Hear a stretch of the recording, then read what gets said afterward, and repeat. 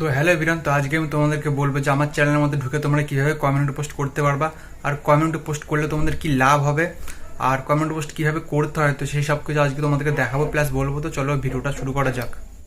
তো সর্বপ্রথম তোমাদেরকে বলে দিই যে কমিউনিটি পোস্ট করলে তোমাদের কি লাভ হবে। তো দেখো, যদি তোমাদের কোনো ইউটিউব চ্যানেল থেকে থাকে, তো সেই চ্যানেলটা দিয়ে যদি আমার চ্যানেলের মধ্যে ঢুকে তোমরা কমিউনিটি পোস্ট করো, তো সেখানে আমার চ্যানেলের সাথে সাথে তোমাদের চ্যানেলটাও ভাইরাল হয়ে যাবে। আর যদি তোমরা আমাকে কিছু জিজ্ঞেস করো বা কোনো কিছুর ফটো দিয়ে যদি কিছু বলতে চাও, তো সেটাও তোমরা করতে পারো।